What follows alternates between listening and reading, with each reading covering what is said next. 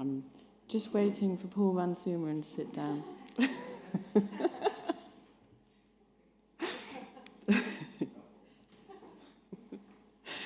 So, good morning, everyone, and welcome to Realising Security Innovation, the inaugural symposium of the Engage2innovate project. I'm Caroline Davey, Professor of Design, Innovation and Society at the University of Salford, where I'm Director of the Design Against Crime Solutions Centre, together with my colleague Andrew Wootton. For over 2 decades, the Solutions Centre has collaborated with partner organisations, employing design research and innovation to address societal challenges and real-world issues facing practitioners. Many of those partners we've worked with for a long time, and we're very pleased that many of them are here today. For some 10 months now, we've been working with our law enforcement and security research partners to deliver the EU Horizon Europe funded project, Engage2innovate, or E2I for short. I'm delighted to welcome you to this symposium, which will run today and tomorrow, finishing at 14:30 tomorrow, so after lunch. This is the first of 3 E2I symposia being planned across the next 3 years. For those of you here with us in Brussels, there will be presentations, question and answer time, colloquia discussions and breakout sessions. The presentations and Q&A up until 12:30 today will be live streamed via the E2I project's YouTube channel. The first day of the symposium will end this afternoon at 16:30, and we reconvene tomorrow morning at 9:30. For those of you joining online, I extend a warm welcome. You can listen to the presentations and question and answer sessions. However, the online conference will close at 12:30 Central European Time. That's because the colloquia and breakout sessions will not be live streamed. There will be a pause in transmission, of course, over the coffee break, and I'm afraid you'll have to make your own coffee. We shall be enjoying very nice coffee and food here in Brussels, which we can highly recommend, I have to say. So before we begin, then just a few points of general housekeeping for those of us here in Brussels. You'll find a cloakroom on the ground floor where you can leave your coats, bags and luggage. The toilets are downstairs and can be accessed via the foyer. There's Wi-Fi operating in the venue. The network name and password is on the screen. Please do remember to turn your phones to silence, or better still, to turn them off. During the coffee and lunch breaks, you'll be able to visit the various exhibition stands for other EU security projects. The breakout sessions will operate under the Chatham House rule. It's the guiding spirit where we share the information that we receive, but we do not reveal the identity of those who said it.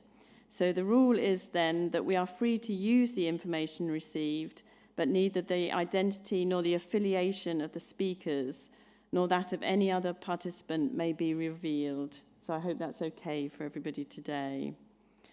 So in the symposium today, we will look at how the impact of European security innovation and the implementation of practical outputs might be increased. And this morning, through presentations and discussions, we'll explore the nature of so-called social innovation in the context of security research. To kick things off, I'm delighted to be able to introduce to you our opening keynote speaker, Mr. Nicolas Bessot. Nicolas Bessot works for the Directorate General for Migration and Home Affairs of the European Commission, where he is head of the unit Innovation and Security Research. Mr. Bessot will be discussing EU security research and innovation. So over to you, Mr. Bessot, if you'd like to come up onto stage.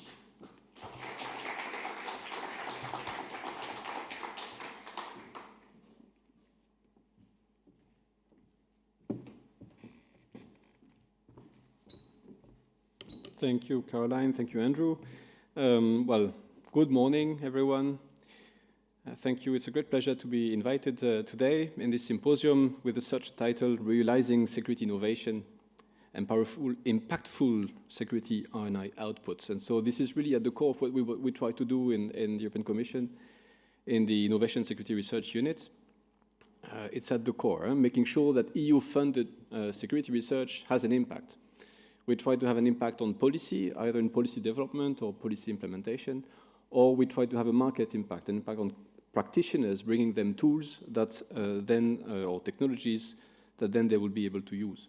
So in short, what we mean to do, what we try to do, what we try to achieve is to have a societal impact, a positive one, a positive impact on society. And so when you want to have a positive impact on society, there's one hurdle to pass, or rather one precondition to meet, is societal acceptance. So technological solutions around civil security are often perceived as intrusive.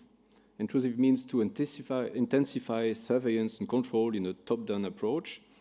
And therefore, often security technology is met with mistrust with regards to its detrimental effects to civil society, civil liberties, and raise questions on fundamental rights, freedoms, privacy, and data protection.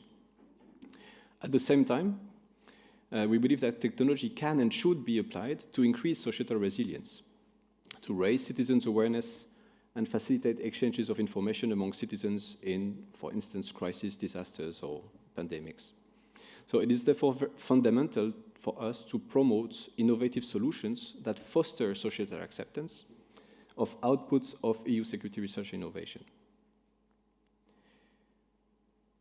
Security practitioners and the security community must implement solutions and policies that fulfill both societal and legal requirements. You can think of inclusiveness, accessibility, universal design, openness, legitimacy, proportionality, ethics, and many more.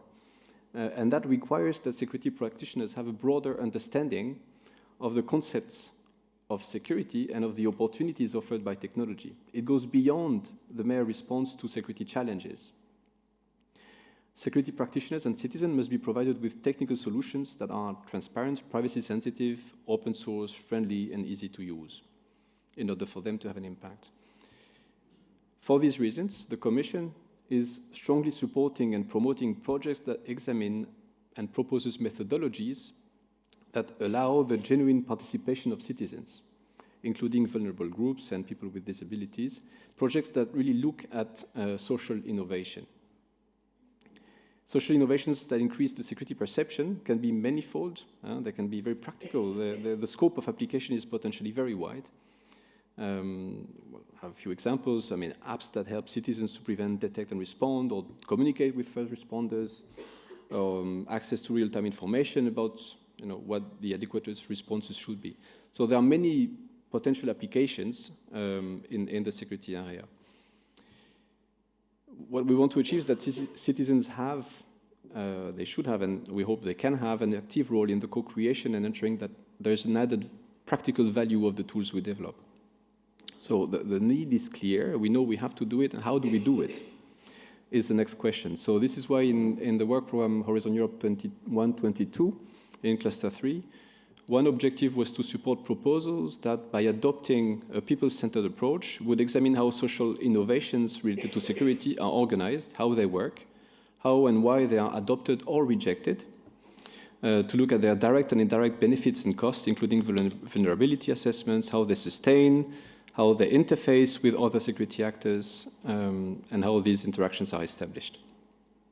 We have a few examples of EU-funded projects. One of them is Transcend, which aims at improving citizen and societal engagement in security R&I by developing a toolbox of methods that enhance the involvement of civil society in security R&I in close cooperation with the on-the-ground organizations, researchers, governments, and industry. Another example is the project CoSecure, that aims at cultivating knowledge and tools to expedite the adoption of social innovation and responsible principles in security solutions. Trust, acceptance, and heightened security behaviors are essential. And with this in mind, the project aims to strengthen public safety, fostering smart communities and innovative, transferable, and security technologies. Now, by coming to today's project. By investigating and addressing the barriers to implement EU security research outputs, including poor engagement with end users, stakeholders, and citizens, the project of the day, Engage2innovate, can really provide concrete and much-needed solutions to the challenges I have identified. And so that's why I very much look forward to a more detailed presentation of the project and to engage and reflect with you on the various factors that are influencing societal acceptance of EU security research and innovation outputs. So with that, I thank you for your attention.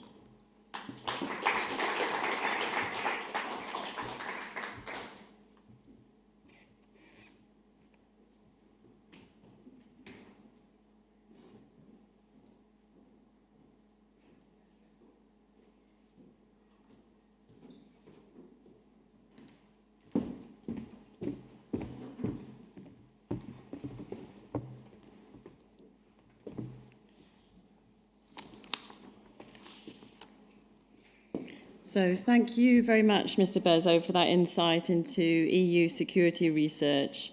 There will be an opportunity for questions around about 11:20 after we've given our presentation, which is about the Engage2innovate project.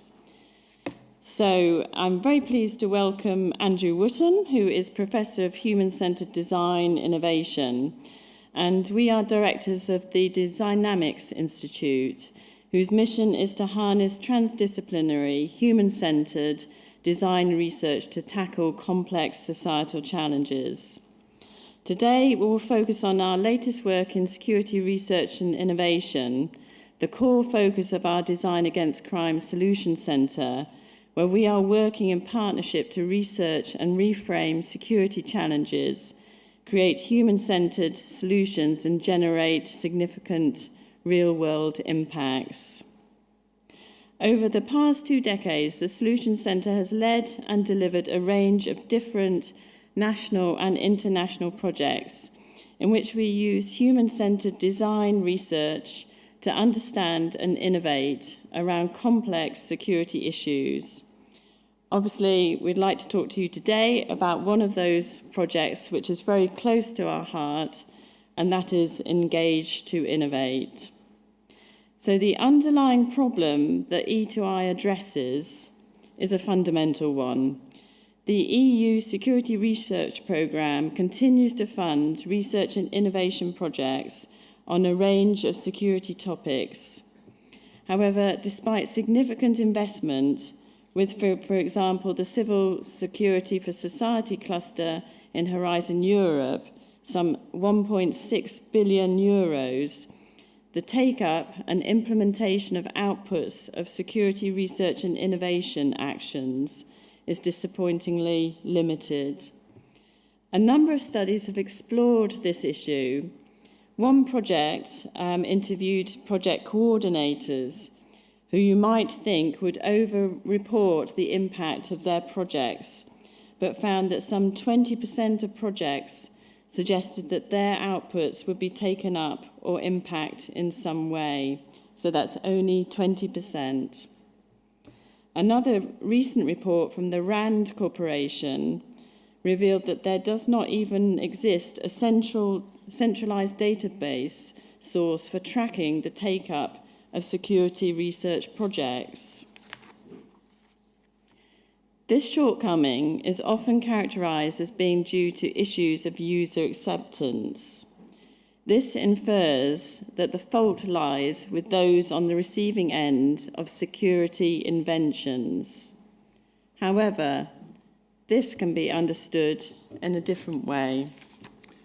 Yes, we suggest that this can more accurately be described as a problem of implementation, and that blaming the users or the recipients for the problem is missing the point. So actually, it's a failure of the innovation process itself. So the problem is not one of user acceptance, the problem is one of innovation uptake, or rather the lack of it. So this is quite common in technology-centered design, which has been looked at for many years by many different researchers. And that's the idea that you focus your development project around a technology, and then after fact, you expect humans to adapt and implement the technology you've developed. This is often difficult because the human beings in the system have to learn to act and speak like the machine, like the technology, because it's been the core of the design effort. So therefore, adaptation, implementation is quite difficult, and often we find very interesting and creative ways that humans take to avoid having to do that. On previous projects, we've found how that's operated in law enforcement. And this also reflects this concept of the technology spiral, which can occur because of this over-focus on technology. And this is that basically you have a new technology, there is a performance or requirement, so in our case there is a security problem or a security need, and there's a technological opportunity, let's say apps, for example. These things come together and designers infuse the technology because the technology is seen as some sort of panacea. And then this leads to users being overwhelmed by complexity, maintainers being overwhelmed by complexity, and managers being overwhelmed by the data that gets produced. So the designers react by adding more technology, by having technological fixes. And this then results to even more complexity in both use, maintenance, and management. And in the end, you end up with a performance shortfall, particularly against early inflated expectations, by which time things have moved on and the new technological opportunity has occurred, so the cycle continues. And this was identified in the 1980s by William Rouse, who is an engineering designer, as something that was happening in big complex systems, and we suggest this is now, with the advance of mobile technology and microsystems, has moved into sort of the everyday for people further down the food chain than perhaps your senior managers dealing with big systems. Now this is in your hand, potentially, these technological problems. So the antidote to technology-centered design is human-centered design, and that's where you focus on the humans in your system. You focus on understanding their needs and their requirements, and then you design your technology to adapt to the way the humans in the system operate. So the effort and adaptation is on the part of the technology that's being developed. And that makes implementation much more simple for the human, because in effect, it's more of an easy journey, if you like. The effort required to actually use the technology or implement it, it's much easier because they've been designed at the heart of the system. And this was something we looked at in CCI, working with 6 law enforcement agencies to understand problems in a more human-centered way and to develop appropriate solutions to those. And I think on the whole, that was quite a successful result that we had from that. And some of those we're still tracking at the moment, the impact from that. So human-centered design is very necessarily bottom-up rather than top-down. So it needs a deeper understanding of end users, stakeholders, and contexts. And importantly, it supports improved problem definition and reframing. So often there's an assumption that this is what the problem is, and then when the research is done with all the humans who are at the front line, the officers on the street, for example, you suddenly find that the problem is slightly different, and you reframe it and get a better problem to solve. And this is something identified by Russell Lincoln Ackoff. We fail more often because we solve the wrong problem than because we get the wrong solution to the right problem. So having the right problem definition is really critical at the front end of the process. So human-centered design focuses on the capabilities, agency, and responsibility. So people feeling empowered to do their role is incredibly important for end users. So, for example, if we take aircraft design, from the traditional perspective, the purpose of the pilot might be considered to be to fly the designed aeroplane that takes people from A to B. But from a human-centered perspective, the purpose of the designed aeroplane is to support the pilot and crew who are responsible for taking people from A to B. So the design of the aeroplane is focused around supporting the humans who are responsible for it operating properly. And if we move this into the realm of policing, we've been doing some work recently on problem-oriented policing, which is an approach to problem solving in frontline policing. The traditional perspective would be that the role of the officer is to apply problem-oriented oriented policing processes to develop solutions to problems impacting their communities and neighbourhoods. But from a human-centred perspective, the design of the process should be to support the frontline officers who are responsible for solving problems that are impacting their communities. So we did a lot of work in workshops working with frontline community officers to find out what the problems they were having with the current systems to help things run better.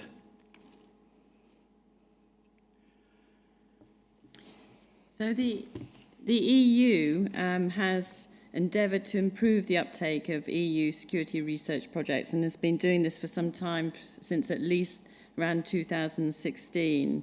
I've been very fortunate to be involved in one of the expert groups as part of CEST and have seen an effort to include end users, to engage civil society organisations, and also a focus on being more human-centred in the sense of having concepts such as human factors, for instance.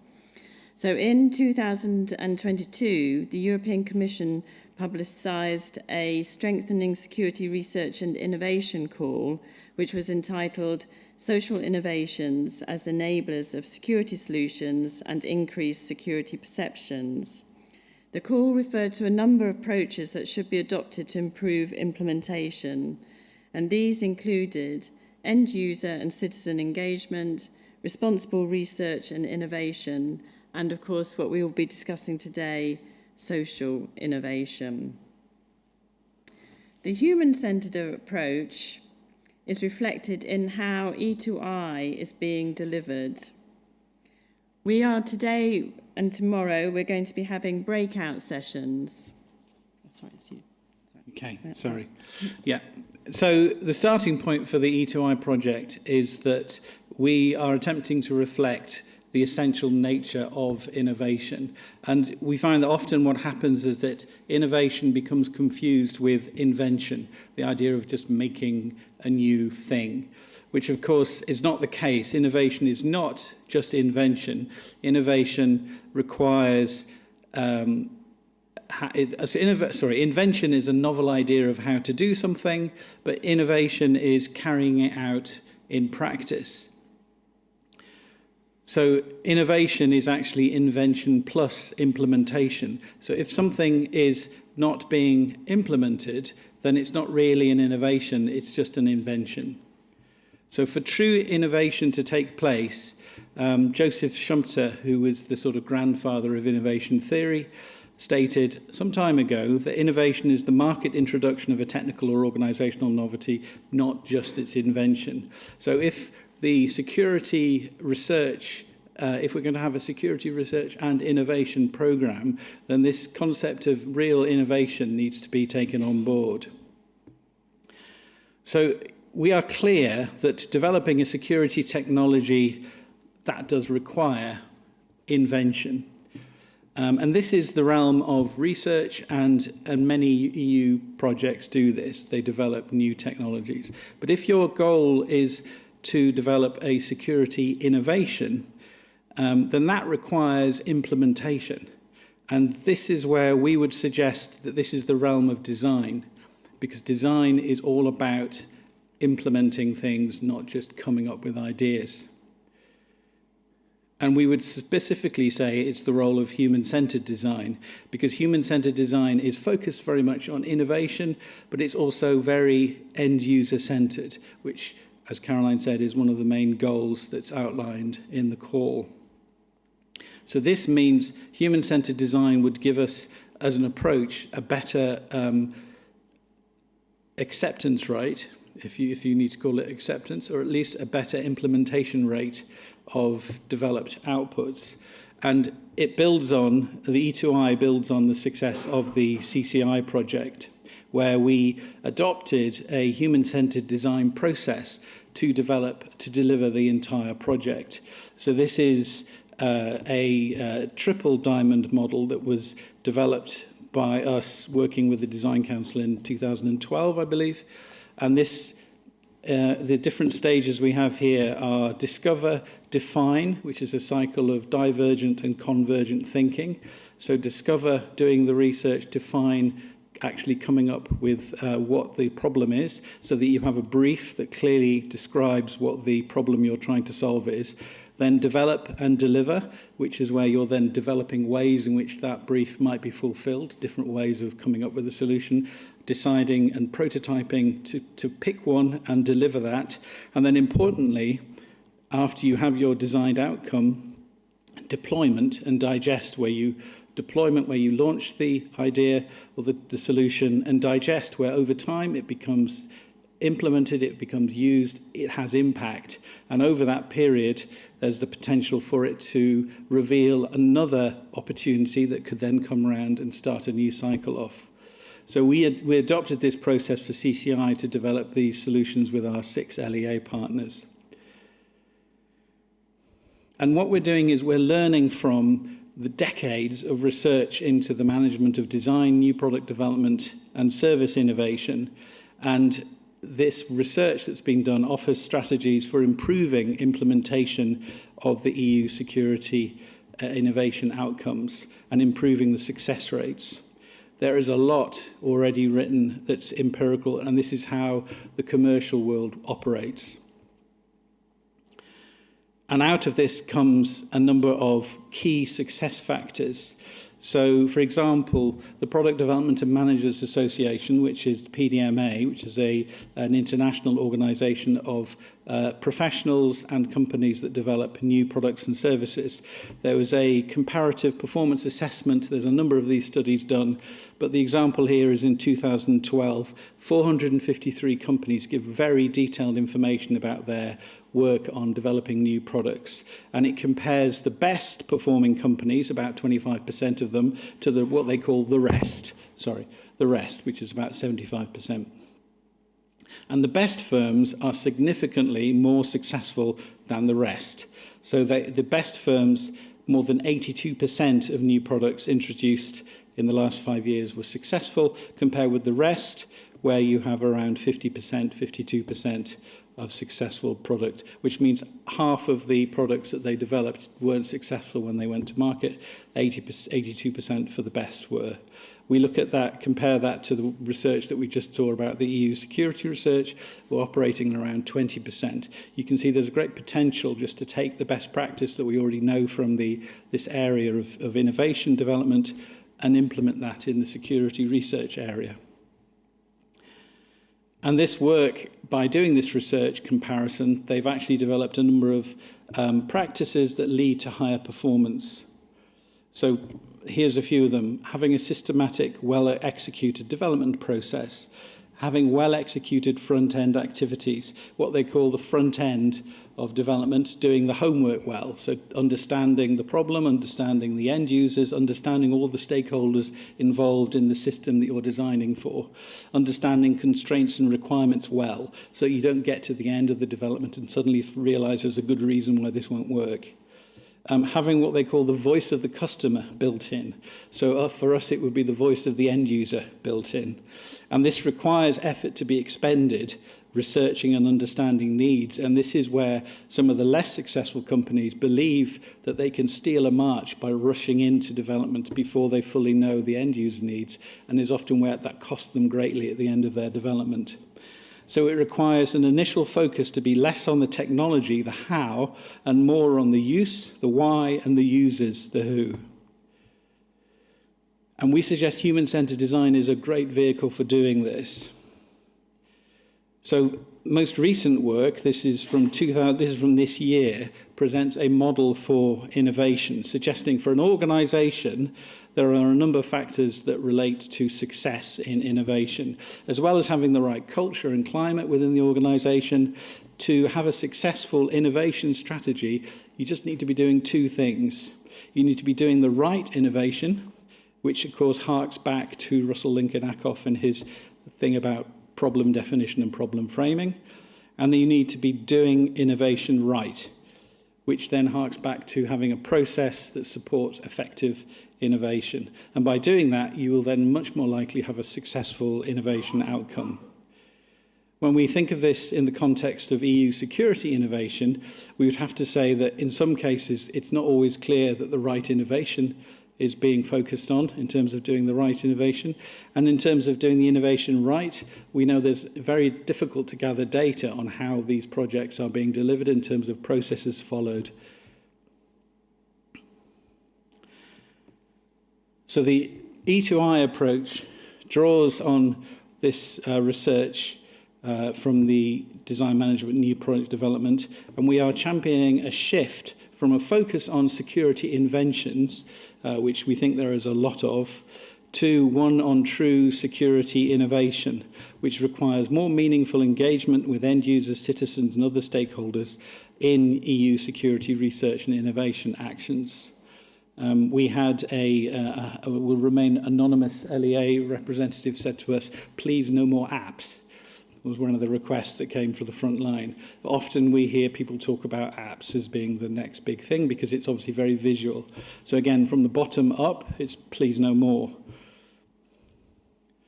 So E2I will enable a human-centered design approach to developing impactful solutions based on a rich understanding of end user needs. So in terms of how Engage2innovate will actually be delivered, then obviously we will also be adopting a human-centered approach.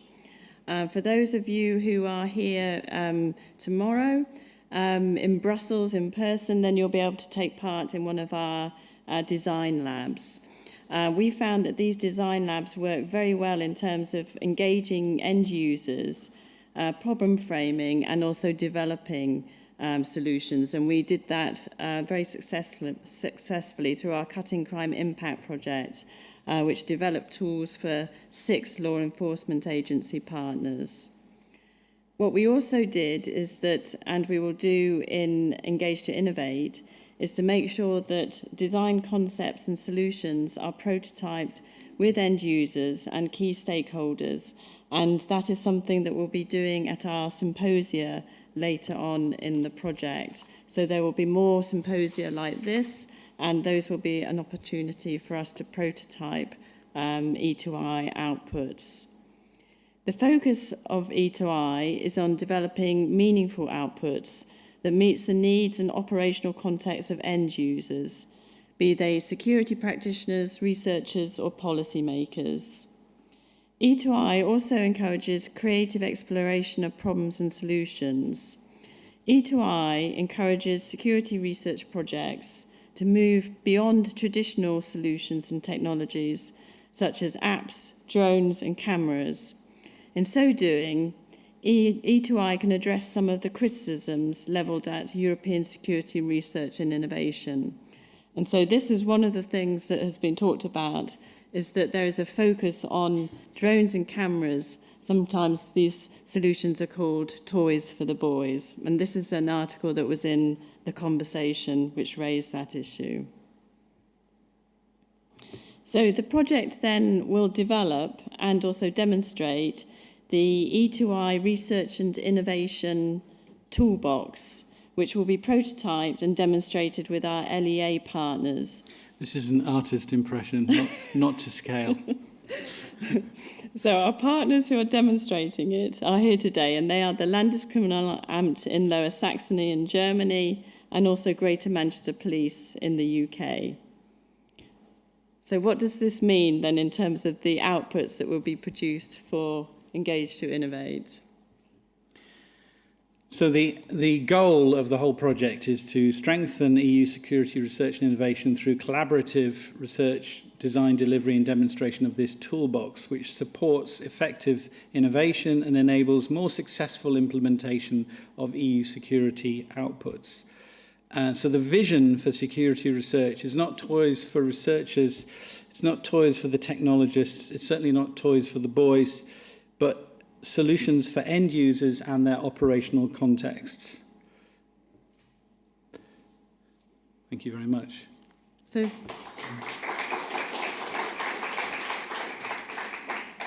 thank you very much. We've got time for some questions now. Mr.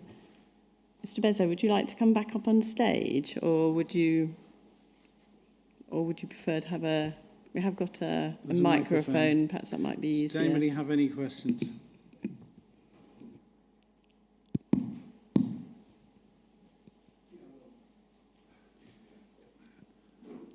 Thank you. Over to Jaap. Okay, thanks for the presentation.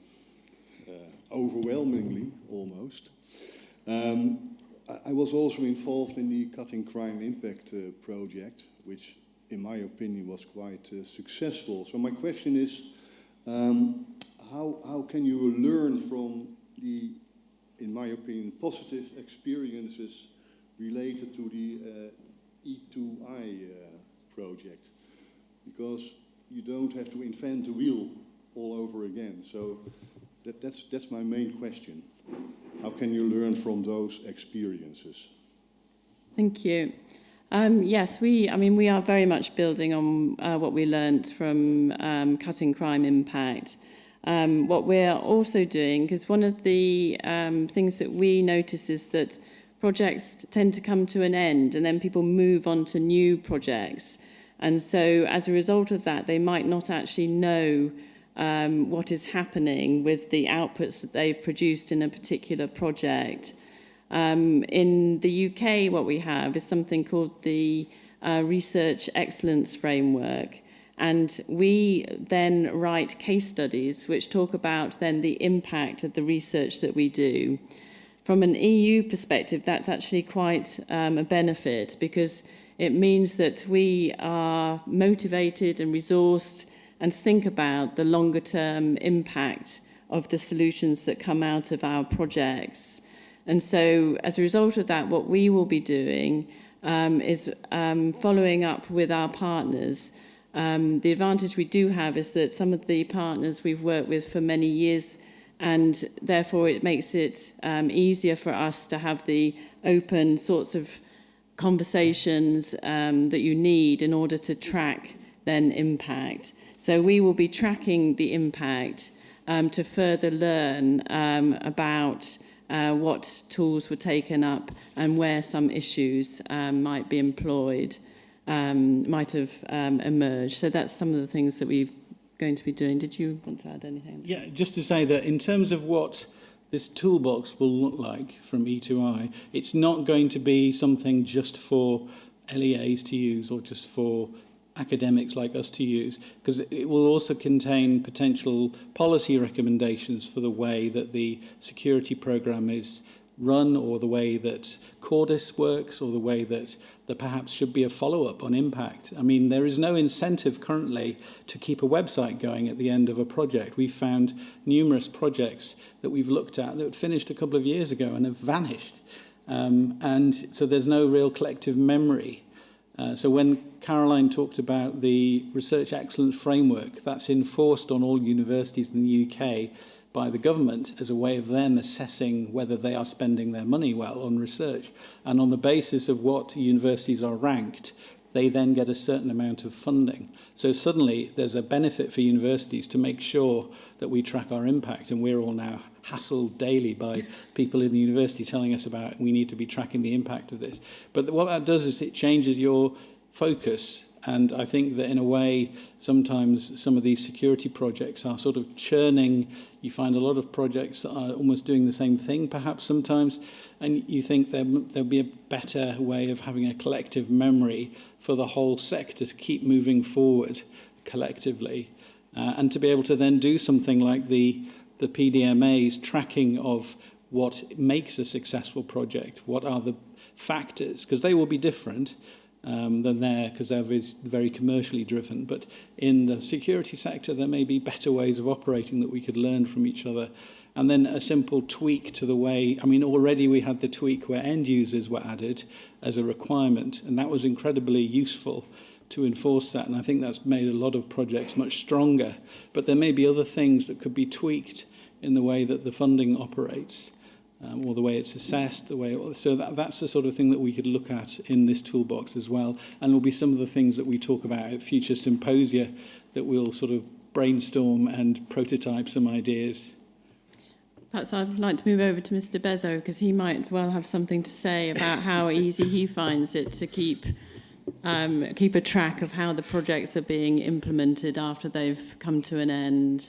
Well, you will be surprised, because I'm actually turning from the stage to the room and I will ask a question to you. Okay. But one of them is indeed on tracking impact. I mean, you're right, there's no database that keep track of all the impact that the security research projects have had, and that's an issue.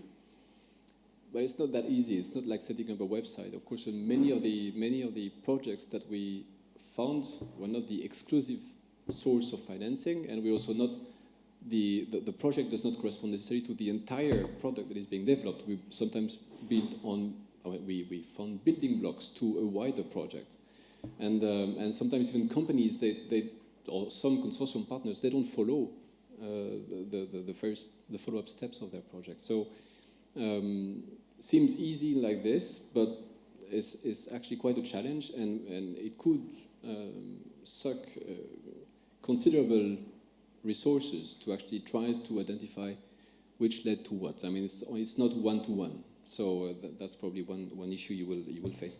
I have one question to you. In my speech, I mentioned two things. I mentioned societal acceptance, and I took one example was an app. So two things I should not be saying next time I speak in this project. Sorry. Point taken.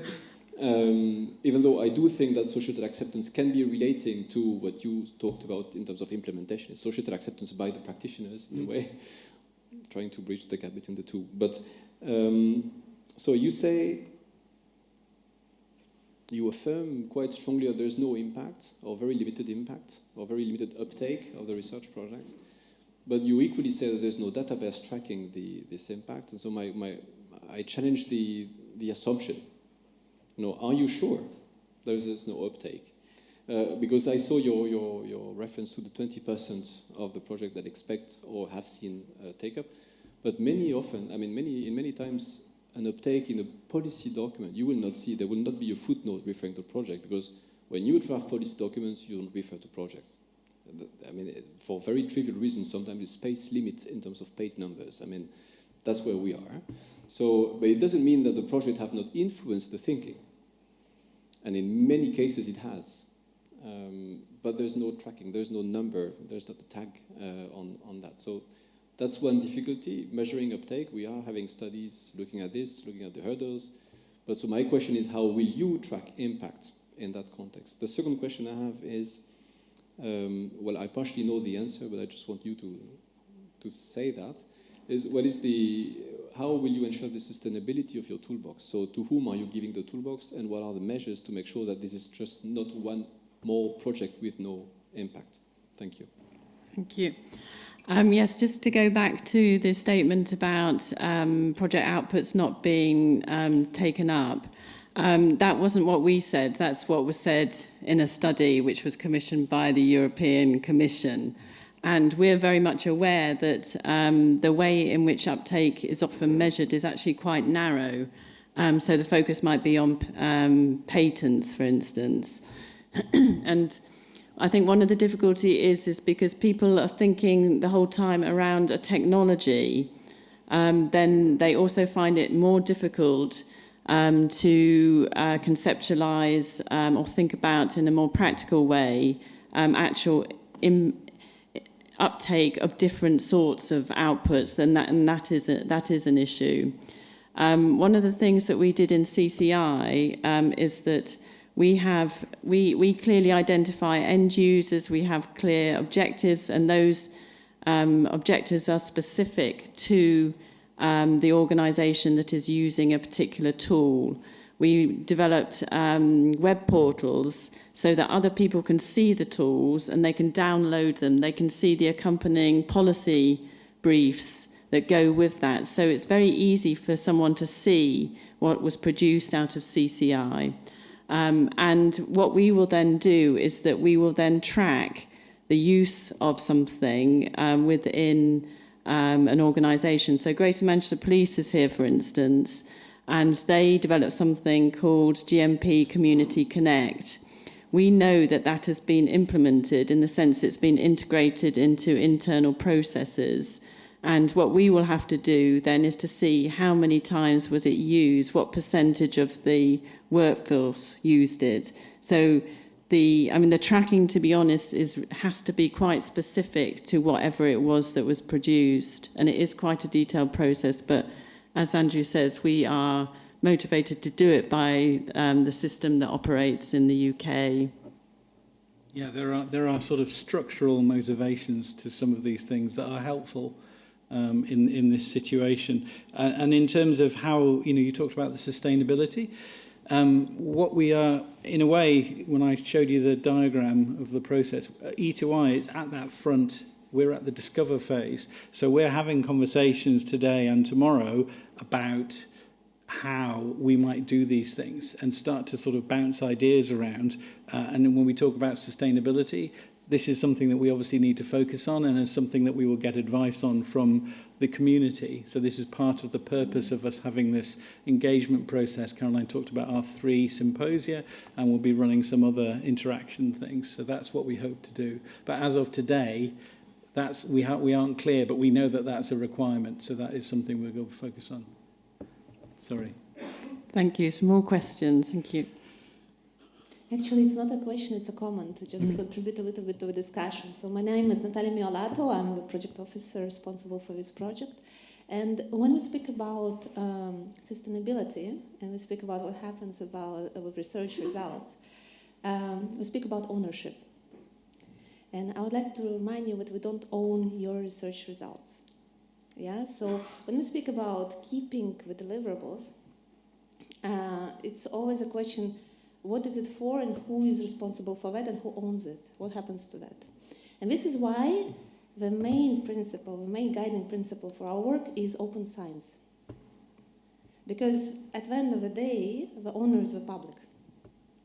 We are public servants, we serve the public, we channel European Union funds to make sure that there is ecosystem of research happening, because this is the role of the public actors. So that's basically, when we think about that, this is the main purpose. Then, and of course, when we speak about innovation, research is what you pointed out is implementation. It's not always about the results, but it's the process and the learning experience and the networks you have established. And that's very difficult to measure, but that's basically, at the end of the day, is about ecosystem and the community. So how that develops, how does it work together? Of course, there is also a very different approach between the private company enterprise who builds up competence and expertise in order to create certain product versus us as a public service who looks at it from a completely different point of view. So that's something that needs to be kept in mind. Yeah? And at the end of the day, the ones who work on that, the biggest things is the results that have been and realizations and knowledge that have been acquired. And that's what is precious, right, to be shared. When about sustainability contribution to policy, it's always very complicated. I have been working with policy myself for quite some time, especially in cooperation development. And it can be very frustrating to know that you have the best technology or the best suggestion for the policy design but doesn't go through. And that comes with the natural developments in the society. Yeah? So we're democratic societies. We know that laws are passed by for certain processes. So it's also having realistic expectations, what kind of knowledge can actually end up and where. So from that point of view, it's also being humble in a way, which is not always easy, and to recognize that maybe something that is the best technology is not always the best for the user, simply because the user has completely different background. So this is just to contribute a little bit maybe to the parts that we discussed here. Yes, I'm very aware in Cutting Crime Impact that we worked with law enforcement agencies. And so we developed tools that were useful for them and their particular context, but they publicise them through workshops and presentations, and it's available on, as I say, these web portals. So anyone can download it, anyone can see what it is. But we didn't have that problem that the law enforcement agencies were quite happy to share their tools with other people, particularly with other law enforcement agencies. We didn't have a problem that that was commercially sensitive information, and I could understand that that might be more of an issue on some other projects. Thank you. I'm Paul Ekblom from University College London. I like Jaap de Waard. I really welcome the arrival and the approach of E2I, and I agree with Jaap that fire and forget on these projects so often happens, and I've seen so many projects just disappear, and no provision for following them up, making sure that they remain implemented, and if not, why not, and so on. A couple of points. I mean, just on uptake, if you design a project with a clear logic model, thinking about the sort of the mechanisms by which it works and so on, that logic model should actually extend to include uptake processes. And then on a kind of evolutionary perspective, the problems that we come up with, or with practitioners and end users, solutions and so on, that we generate, they don't stand still. I mean, for one thing, every solution has to adapt to a perhaps quite radically different context.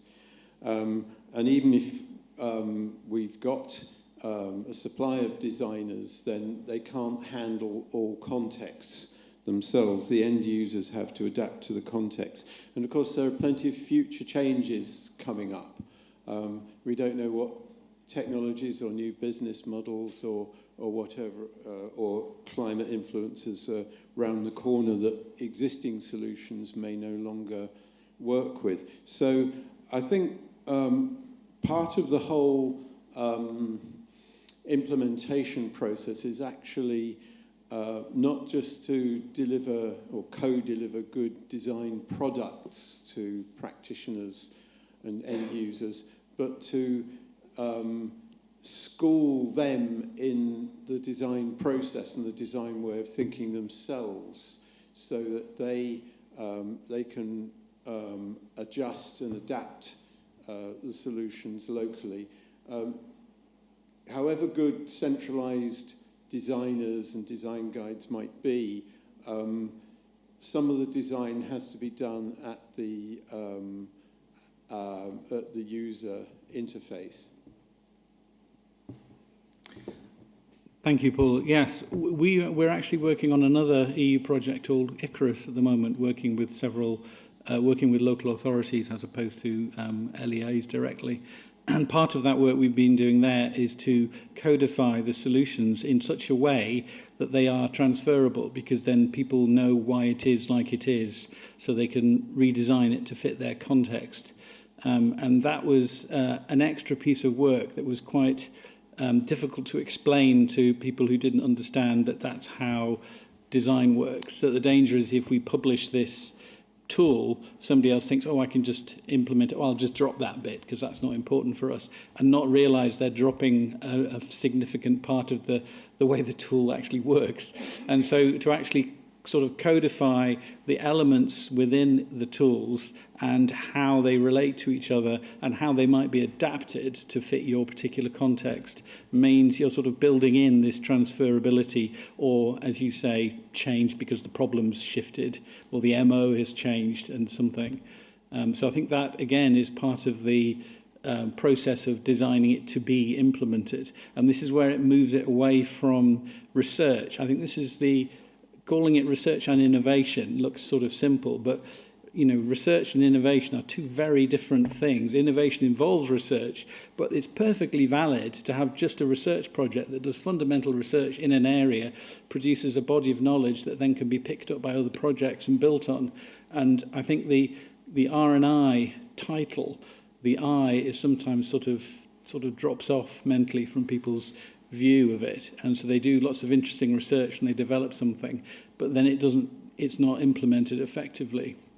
And by not being implemented, you're not learning from the problems that implementation gives you, which also then reveal really interesting aspects that often you wish you knew earlier. And if you'd gone through a decent process, you would know earlier. But often that, again, can be a really useful lesson to learn in terms of how you actually then change your solution. So yes, I think this sort of thinking ahead thing is part of very much what we're thinking about. We've got time for perhaps just one question, and then we'll break for coffee. Does anyone else want to? I have a question, actually. Okay. I'm Dr. Heinrich. Most people know me. I work at the University of Salford. My question is for Mr. Bessot. So you mentioned the Commission's aim to support projects that involve citizens and other stakeholders more actively in co-creating security solutions. Realistically, many EU-funded projects are very technology-focused, and they may lack experience working with frontline end users and citizens. So how does the Commission practically support consortia in this regard? Are there mechanisms for showcasing or perhaps sharing specific methodologies or frameworks, basically to ensure that there's actual meaningful and impactful end user and citizen engagement? Thank you. Well, it's a vast question.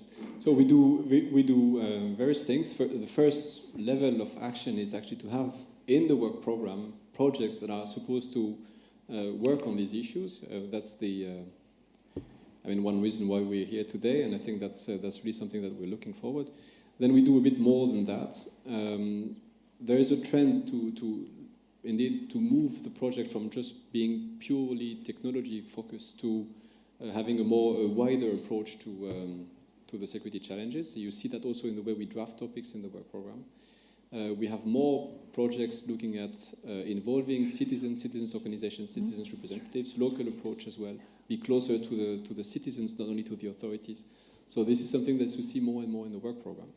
What we also do, and that's a very important part of the work of my unit, is to create bridges and links, and this we do very much through the CEST community. So CEST stands for Community for European Research and Innovation for Security. We have an expert group with 65 experts working on different fields, including coming from the civil society. And we have knowledge gathering activities, workshops, building bridges between projects, between past projects, future projects, and between stakeholders. And in that, we also try to bring this citizens dimension, this societal dimension, much more than it was in the past. So I think you can see that evolution in the drafting of the work program. I do expect it to continue in the next work programs that we are preparing now. But I think that's a hard trend that is there to continue. We also had this was shown also in a workshop we organized and actually involving citizens and civil society organizations in our project. We had a workshop earlier this year, I think, on that topic in the framework of CEST. So, work program design, work program topics, and then CEST community through which we try to create bridges. But indeed, that's, I think, a hard trend in the work program.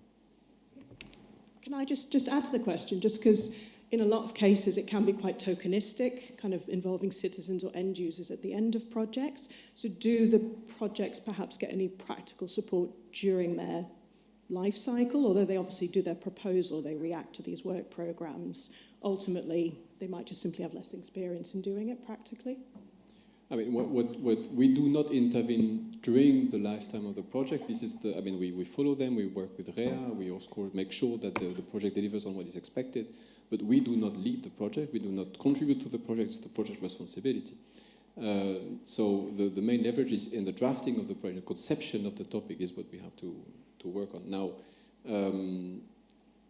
we also, in the drafting of the conditions, when we think we need to have civil society organizations involved in the consortium, we put that in the eligibility conditions. So we have leverage to make sure this happens.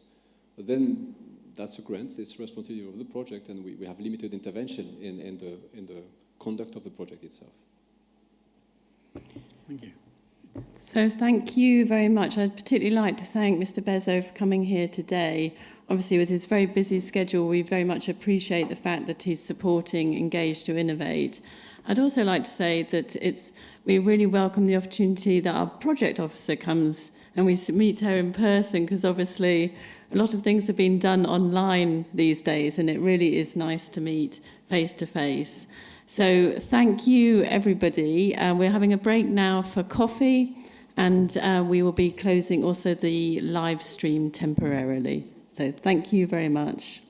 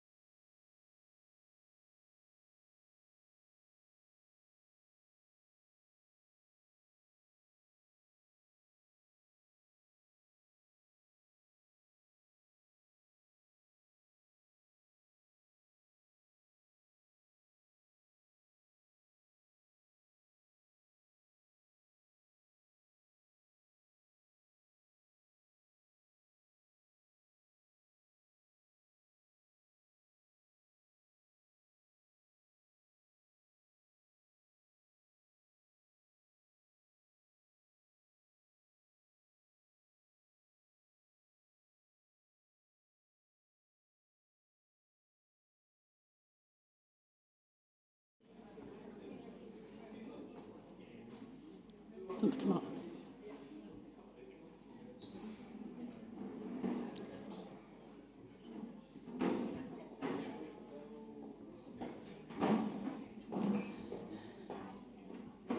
So welcome back, everybody, after coffee, and sorry for rushing you back.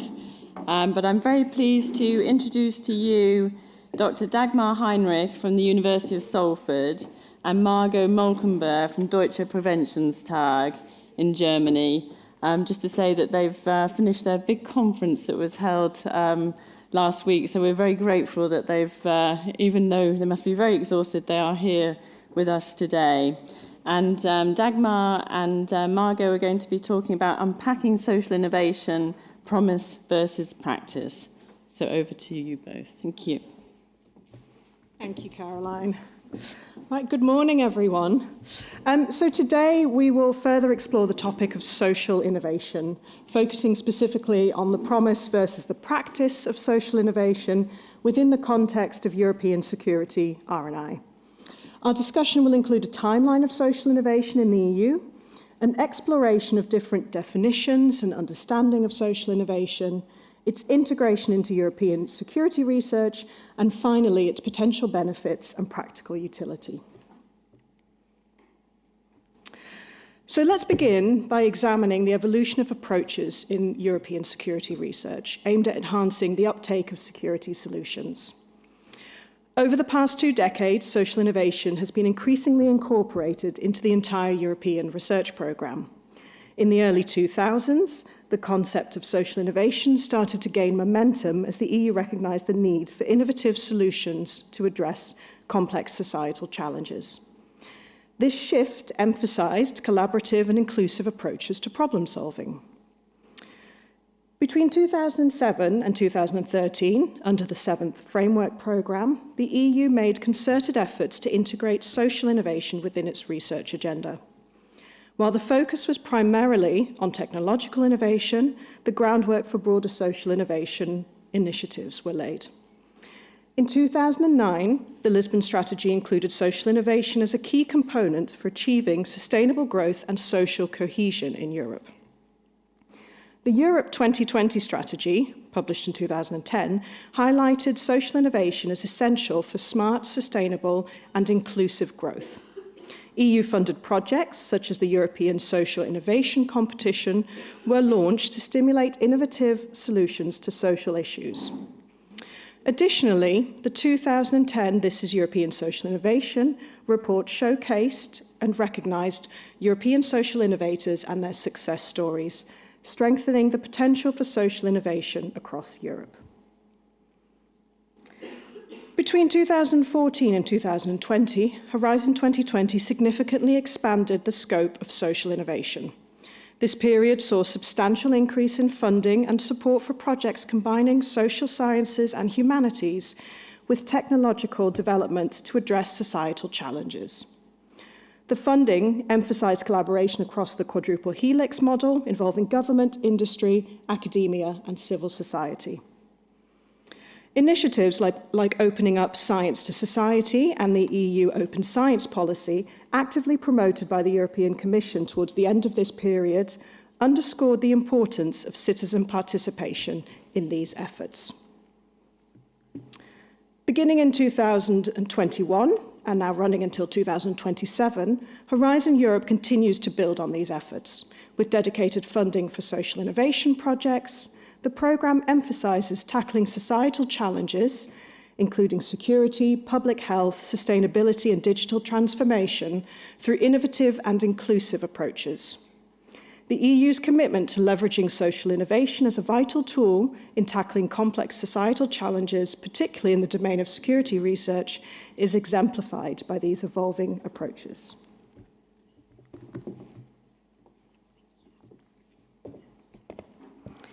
Good morning from me too. So I would now like to talk about the understanding of social innovation. So what is meant by social innovation? Within the E2I project, we have encountered numerous definitions, which on a practical level provide limited guidance. A few examples.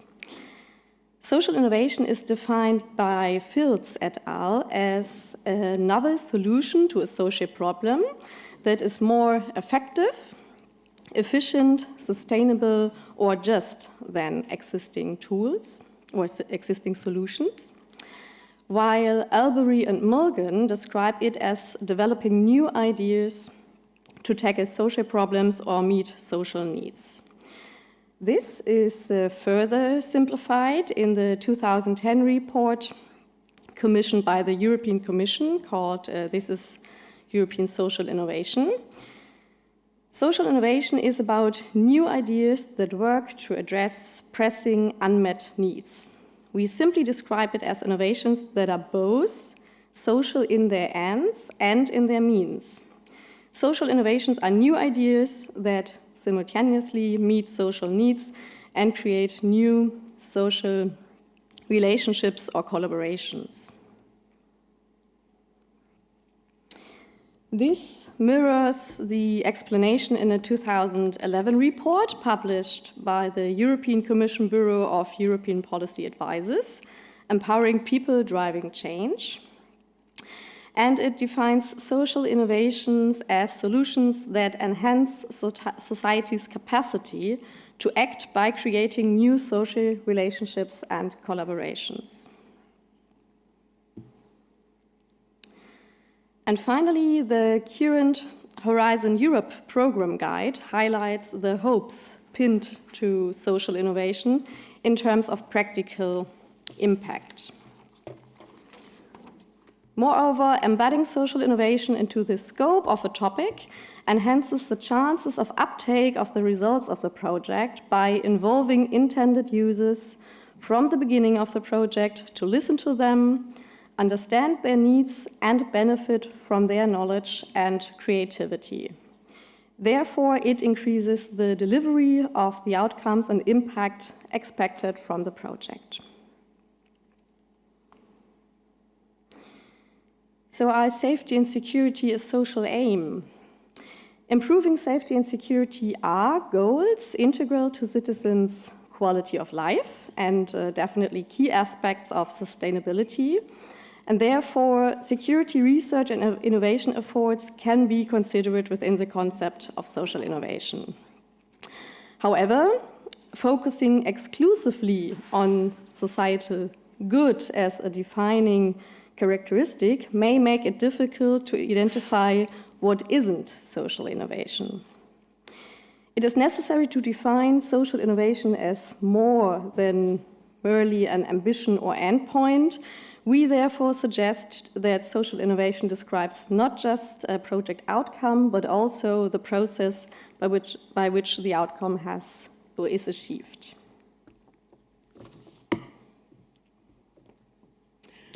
So for this reason, within the E2I project, social innovation is subsumed within the better defined human-centered design approach to develop meaningful solutions that address societal challenges.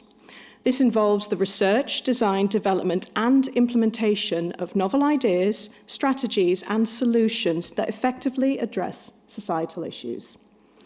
By integrating these approaches, the E2I project aims to enhance the practical impact of social innovation within the field of security, ensuring that it not only achieves its intended outcomes, but also engages the relevant end users and key stakeholders in the process, fostering collaboration and sustained improvement. So social innovation is being integrated into European security research through several key mechanisms, some we've already discussed.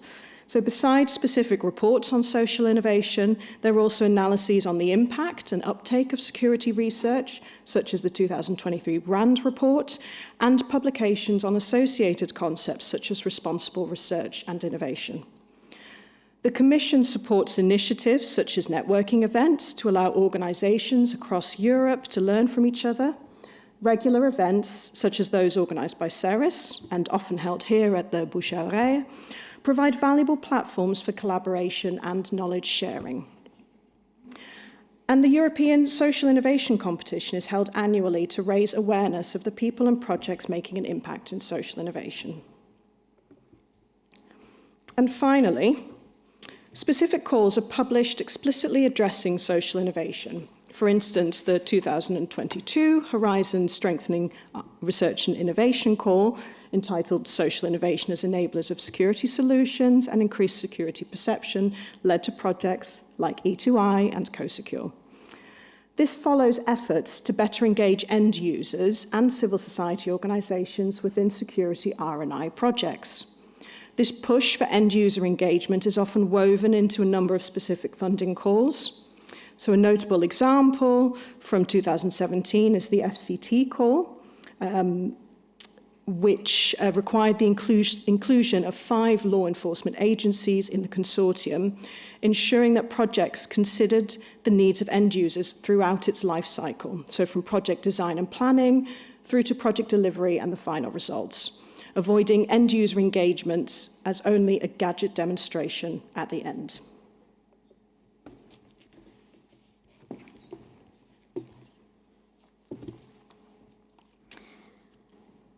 So, although this is not a Europe-wide initiative, we wanted to highlight Germany's SIFO Live competition. It was launched in 2019 by the German Federal Ministry of Education and Research and empowers cities and municipalities to partner with research institutions and universities to craft solutions that meet real local needs involving citizens from the outset. The competition has 2 phases. First, 15 projects received 1.5 years of funding to develop strategies. And then in 2022, the top 5 projects advanced, receiving support for up to 4 more years. For long-term trials, assessing effectiveness, acceptance, and economic viability. So SIFO Live exemplifies how collaborative social innovation enhances community safety by combining academic research with practical applications to produce sustainable and impactful solutions. So let's now talk about the promise of social innovation. Social innovation holds significant promise for enhancing European security research. First, by involving a diverse range of stakeholders, for example, researchers, end users, policymakers, social innovation has the potential to foster more holistic and effective solutions. So this inclusive approach ensures that innovations are not only technically sound, but also socially acceptable and sustainable. Moreover, social innovation focuses on creating practical, real-world solutions that can be implemented and scaled to address security challenges in public spaces, transportation, mobility, etc. And these solutions are designed to be both innovative and impactful. And the third promise of social innovation is that they address the root causes of security issues rather than just the symptoms. By focusing on the underlying factors that contribute to societal challenges, social innovation seeks to create sustainable and long-term solutions that improve overall societal resilience. However, while the promise of social innovation is clear, its practice reveals several challenges as well. For example, the vagueness of the term. The term social innovation can be broad and sometimes vague. Social innovation can address a wide range of issues across sectors, including poverty, education, healthcare, environmental sustainability, inequality, security, and much more. And there's also inherent subjectivity regarding the term. So different stakeholders may have diverse views on what qualifies as a novel and impactful solution to a given social issue. And this overarching vagueness can lead to confusion and inconsistent application of the term in various contexts, and this can make measurement, evaluation, and communication on the topic very challenging. Second is regarding the engagement of end users. So engaging end users, such as frontline officers and NGO representatives, is crucial but often challenging. Effective involvement of these stakeholders throughout the innovation process can be difficult due to differing priorities, perspectives, or resource constraints.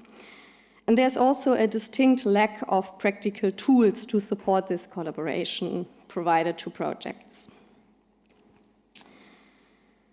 Collaborative projects often involve navigating diverse perspectives and expectations, which can be both a challenge and an opportunity for enriching the discourse on social innovation.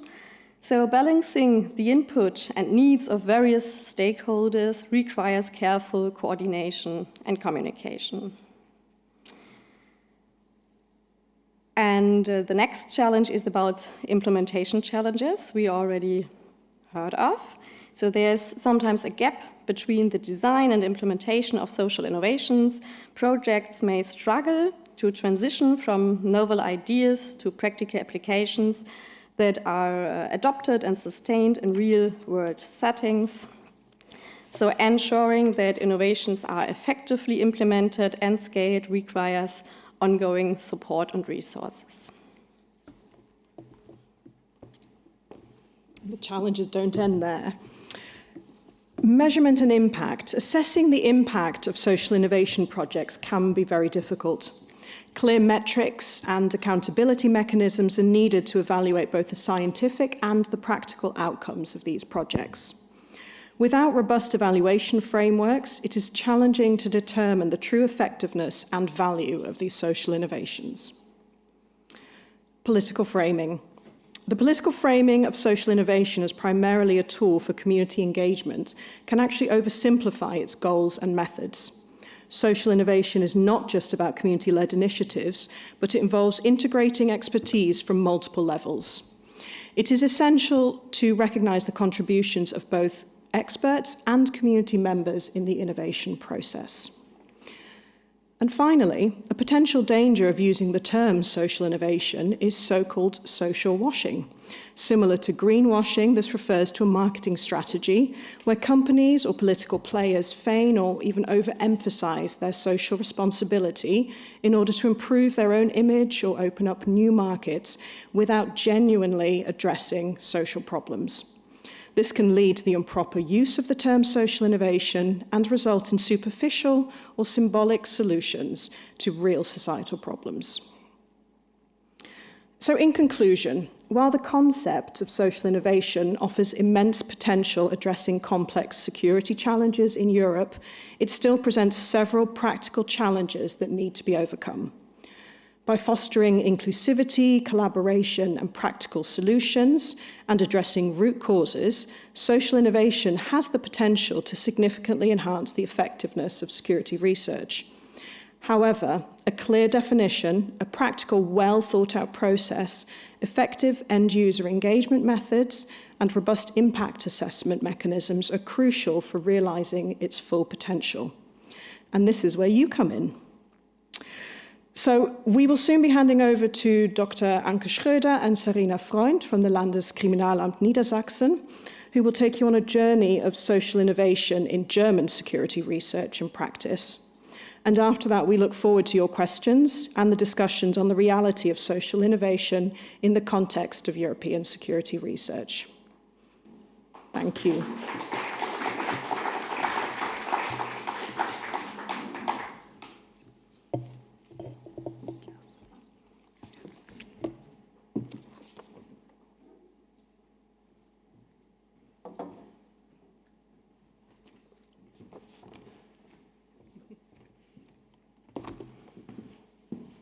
So thank you very much for the introduction. So I stay here as an end user, and I'm the head of the criminological research in the State Office for Criminal Investigation in Lower Saxony. And I will show you a very short inside of our struggle to bring research into practice, and also afterwards, the challenge is not just become to bring academic into praxis. The other death of Valley is afterwards. What can we do with the results? And how Paul said before, how can we make the horse thirsty? So Sarina and Melanie and I are from the State Office for Criminal Investigation, and I would like to briefly explain the importance of participating in research projects as an end user in Germany. After my opening, my colleague Sarina will take over to show how we have analyzed the innovation landscape in security research. But let me give you a very, very brief insight into participation in research projects for an end user.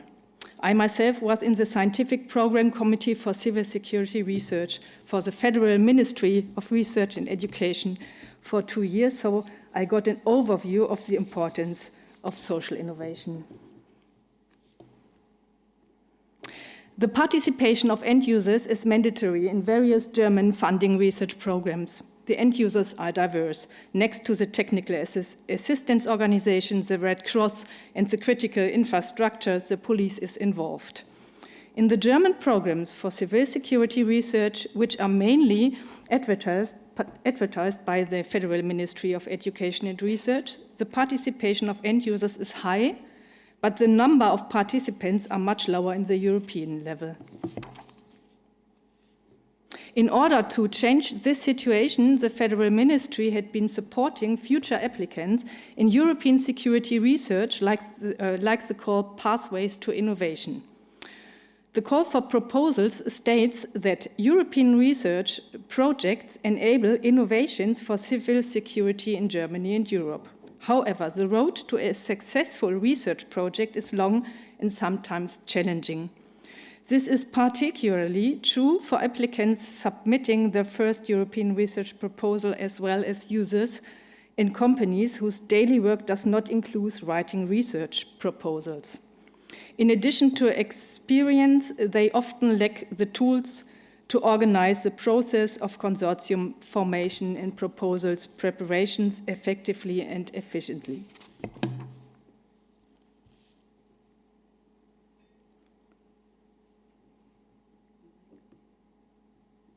Sorry. The wording refers a problem for applicants. It seems to be an antagonism. On one side, who translates the objectives and requirements into practice? How can the added value for the departments and the daily work of the end users be communicated? And on the other hand, how can untrained scientists formulate needs that are rather abstract for them and for which it is rather unusual to recognize future innovations, name them and translate them into a programmatic concept? However, if an end user has managed to submit a successful application and has also successfully completed the project, the end user will not longer receive EU support or from the German ministry in implementing their results. This is important and correct from the ministerial point of view and responsibility, because this is no longer research, but the production of market maturity. From our point of view, as a research organization in an institution of end users, however, this circumstances is difficult to handle. When the lack the stamina and the ability to promote our fundings, improve our social innovation. So what is necessary from our point of view?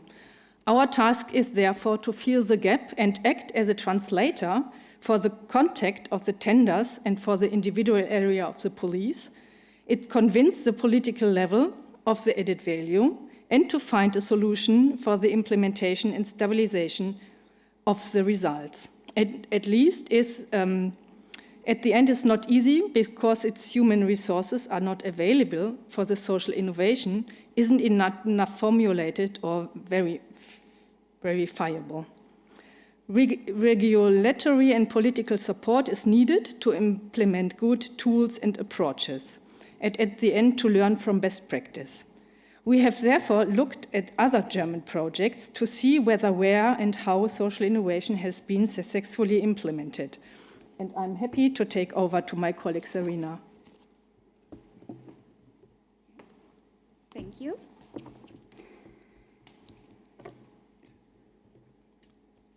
So, as Anke has illustrated in her speech, the successful integration of end users in security projects is a key element to innovation projects, and from a human-centered approach, it is also a requirement to develop truly innovative solutions. In the following, I will briefly demonstrate our approach to investigate social innovation in security research in Germany, as well as key findings. To gain insight into the German research landscape regarding social innovation, we reviewed the common understanding thereof in funding programs and research institutes in Germany. Overall, we did find that the conceptual understanding of social innovation is mostly in accordance to the definition issued in the project's glossary of terms, which includes an integrative compilation of the conceptual understanding at EU level. To sum up briefly, the key characteristics are novelty, the effective management of a social problem, the focus on the competence of citizens and end users to participate, and collaboration and engagement. Publications from the German institutions reviewed indicate that the understanding of the construct is largely consistent with this, although partly different terminology is used. For example, the two key characteristics, competence building and collaboration and engagement, referred to in the EU definition, can also be found in the German definition. Here, however, these aspects seem to be inseparably linked within a practical approach. End users should be included in the development of socially innovative solutions to ensure strong practical application. And in addition, civil initiative plays an important role during development. Thus, influence from civil society is a significant driver of innovation. This practical approach implies that the success of social innovation can be measured by whether it is accepted once introduced into practice. This shows that end user and citizen engagement is thought of as crucial on the part of funding programs and research institutions, as on the practical level it is linked to successful implementation. As Anke Schröder mentioned earlier, there is, however, a gap between needs of end users and the translation of those into practice. It may be difficult for end users to generalize and abstract their needs of their day-to-day work and to transform it into a scientific question. On the other hand, researchers might not have enough insight into this day-to-day work or to precisely narrow down those needs, leaving room for the risk of developing a solution that overlooks the actual requirements for such a solution. To examine the practical execution of social innovation projects in Germany, we did a project mapping that shows how projects approach the different key components. In the following, I will briefly illustrate our approach on the example of security projects targeting the AKA's focus area within the project, which is radicalization. For our analysis, we reviewed projects from selected funding lines from the funding programs of the Federal Ministry of Education and Research and of the Federal Ministry for Family Affairs, Senior Citizens, Women and Youth. We selected funding lines that mentioned innovations in their title or description, thus expecting all funded programs to inherently include an innovative approach. We further selected projects that rather focus on social innovation and not aim primarily to develop a technical gadget or solution. These projects then were categorized per domain, and in doing so, we accumulated 53 projects in the radicalization domain. However, considering these results, limitations emerged such as the availability of information about the projects. Therefore, it is important to note that this research was not a systematic review in the scientific sense, but rather an assessment based on readily available information. Nevertheless, by reviewing these descriptions on the funding program websites, it became apparent that the scientific terminology of social innovation and related constructs often is not used, although aspects of these were addressed, making it necessary to identify descriptors of the key characteristics of social innovation. This means we analyze the descriptions regarding keywords that indicate a project approach one would expect from a social innovation perspective. Using this method, we revised the project's short descriptions available on the funding program websites and identified terms acting as descriptors as shown in this table. Like I stated before, we found that even though innovation was a requirement from the funding programs, it was not necessarily mentioned in those descriptions. For example, innovation was implied by the intention to develop new methods or approaches within the project, or by the approach to transfer existing solutions to a new area they have not been applied to. The aspect of targetedness can also be identified from the project scope and its objective to tackle a relevant social problem. For example, the notion of implementation and transformation can also be found in the short descriptions, using terms like testing, integration, improvement, and establishing to describe the project's goals and methodology. A reference to practice orientation can also be found, but at this point it has to be mentioned that the categories in this table are not mutually exclusive, as implementation and transformation, as well as citizen and end-user engagement, is also indicative of a practical approach. The involvement of end users is frequently mentioned in the project descriptions. However, in these projects, end users are often the intended target group and thus are mentioned as beneficiaries of the project's intended output. For example, as participants of workshops or in the context of training opportunities. So, even though the project interacts with end users, it is unclear if this includes real engagement, as it is not apparent how end users are further included in the development of solutions. More indicative of actual end-user engagement, however, were terms like collaboration, joint action approach, and testing, as it suggests more participation in the development of solutions and a more reciprocal working relationship. Also, in brief, the same applies to our findings regarding citizen engagement. Looking at the frequency distribution of social innovation and its key components, it can be found that the term social innovation itself was not once used in the project descriptions. Regarding the differentiation whether projects are technically or socially innovative, meaning whether technical or social innovations were developed within the project, it was found that this was not depicted straightforwardly. And the distinction between technical and social innovation seems to be not common in the German research context. If there was a further specification, it was in the context of technical innovations. Solely the term innovation, however, could be found 10 times, and considering descriptors and the program requirements, all 53 projects we reviewed in our domain can be classified as innovative. The term end-user engagement was also not found once, but using our descriptors, it can be found that 17 projects mention some sort of inclusion of end users. Likewise, citizen engagement was also not mentioned explicitly, but in 9 projects, descriptors reference to addressing or interacting with citizen or citizen organizations during the project.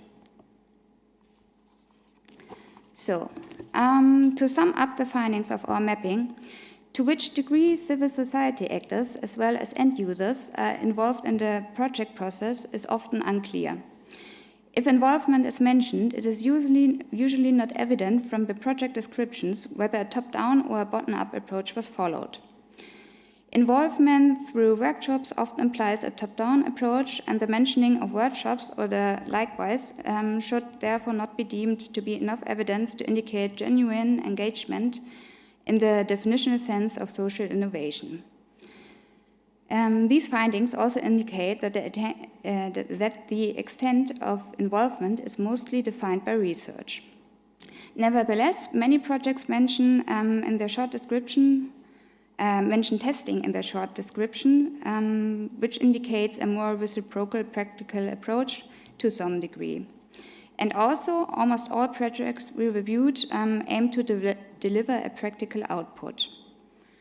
Sometimes, however, it was difficult to gain information on the project's consortium, as the availability of easily accessible information was not always present, but this did differ from funding program to funding program.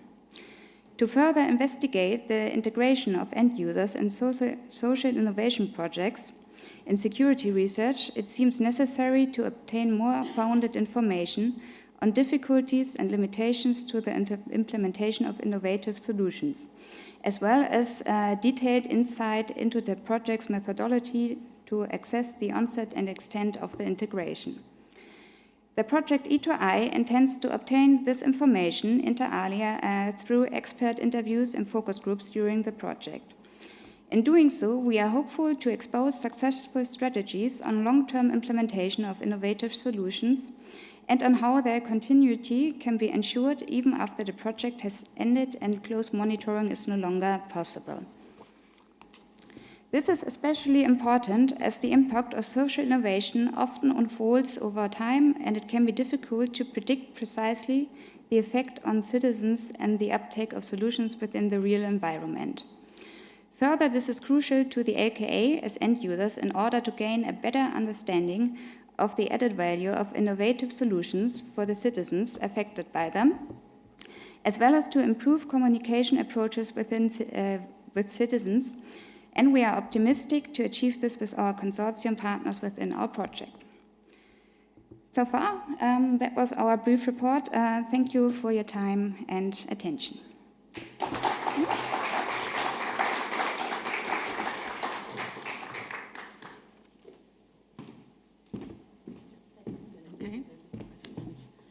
So thank you very much for your presentations. Has anyone got any questions?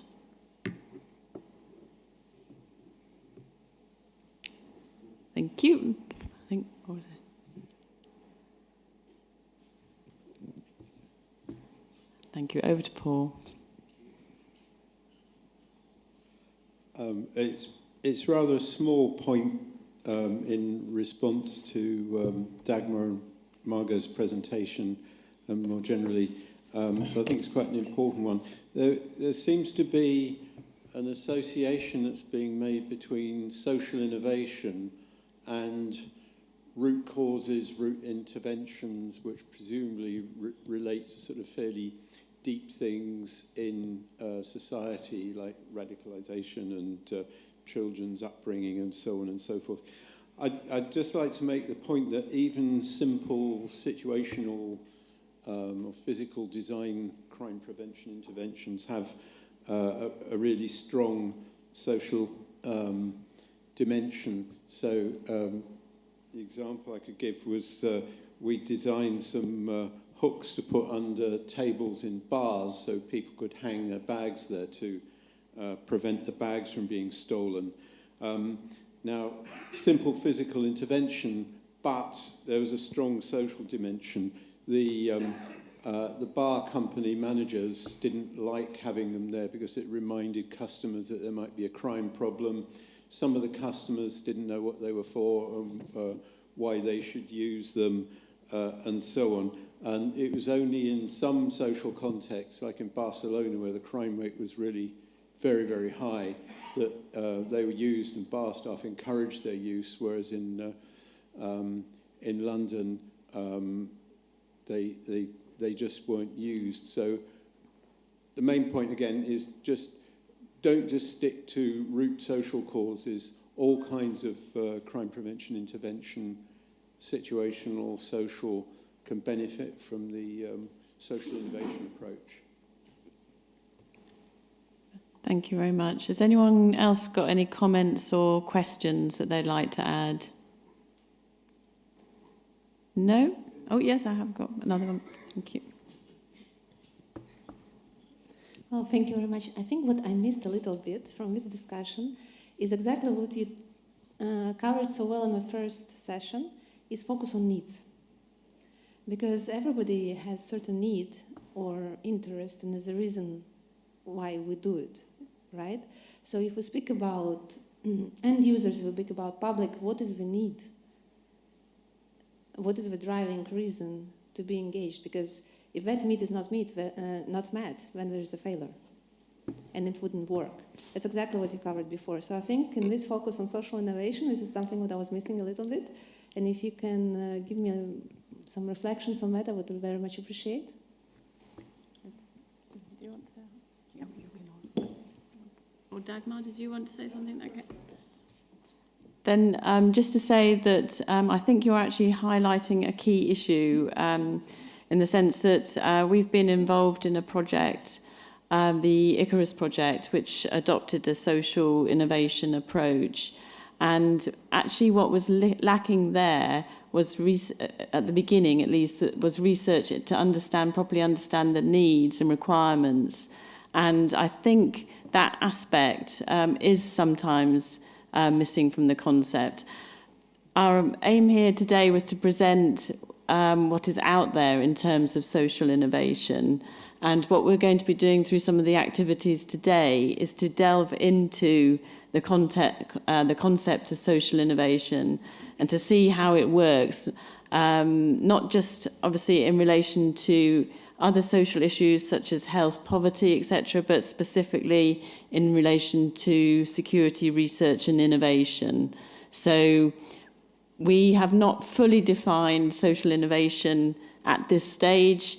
We are exploring the concept, which we will be doing with people here through the various activities that we've got planned. And then later on in the project, we will be developing a conceptual model for social innovation, also a business case for social innovation as well. But we will be critical of social innovation where we need to be, because as you know, we use a lot of the literature that comes from human-centered design. So, yeah. Sorry, just wanted to add to that, because obviously you're talking about needs and we're talking about end users and citizens. I think it's also important in these kinds of projects to have the needs of the right end users kind of involved in the project, because you do see in a lot of cases that it's more the policy level that get involved in the European projects, whereas not so much the frontline end users, whose needs actually are the ones that need to be met to make it a successful solution or tool. So it is an important discussion which we haven't fully delved into yet, but that's coming. It is, it's coming tomorrow. We'll be talking very much then about stakeholders and end users tomorrow in the DesignLab. So, okay, so thank you. Oh, sorry, Jaap, you wanted to add something. If I may make a couple of remarks. Thanks for your presentations, clear. Actually, there is a lot of confusion about semantics and definitions on social innovation. That clearly is the case when listening to those presentations. So it was just an idea, because I think it's important bridging the gap between research and practice. That's always very difficult. And as you know, one of the key indicators for good research is the so-called Science Citation Index. And I would strongly recommend to alter that one into a societal impact index, which makes it more clear that research must have some purpose at the very end, social innovation or societal impact. So it's just an idea, because I haven't read nothing about it, and I think it's quite important if you want to, like the German presentation, want to make some remarks about the issue of societal impact. You need to have some indicators for that, as you have for the Science Citation Index. So a societal impact index might be a solution for that one. It's just an idea. Thank you very much. So I'm going to close the questions now, and I'm going to say goodbye to those that are listening online, because we are now going to move on to our colloquia. So thank you very much once again to our speakers. Thank you. And, Andrew, you...